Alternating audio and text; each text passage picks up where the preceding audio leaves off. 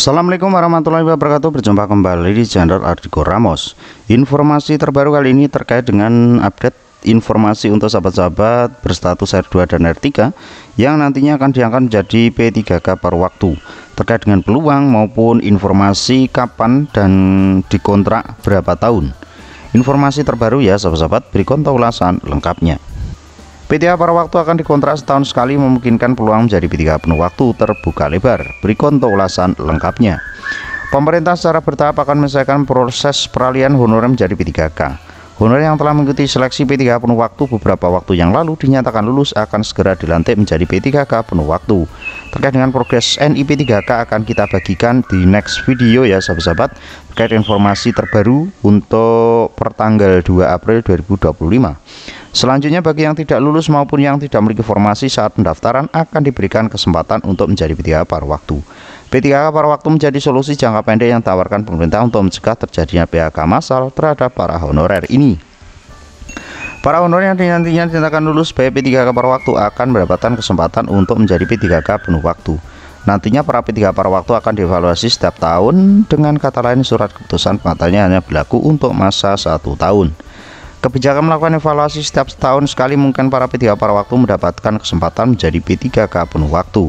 Sesuai dengan informasi yang kita dapat ya sahabat-sahabat, terbaru untuk pelaksanaan ataupun pemberian SK P3K penuh paruh waktu ya. Untuk paruh waktu ini akan dilaksanakan di lepas dari Oktober tahun 2025. Jadi untuk yang Oktober tahun 2025 itu hanya khusus untuk sahabat-sahabat P3K penuh waktu tahap 1.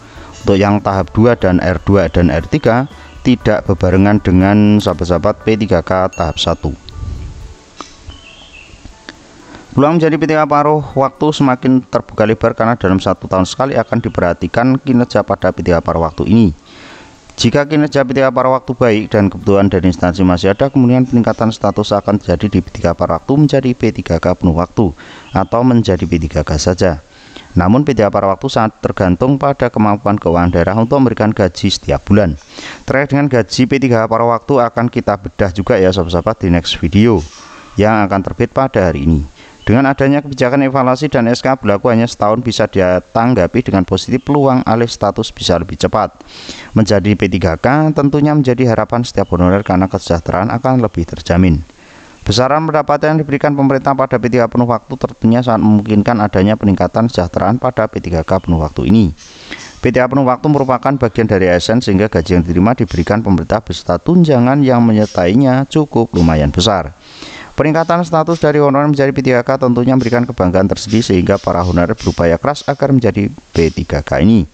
Semoga para honorer yang belum jelas statusnya bisa segera diangkat menjadi P3K par waktu dan kedepannya beralih status menjadi ASN P3K.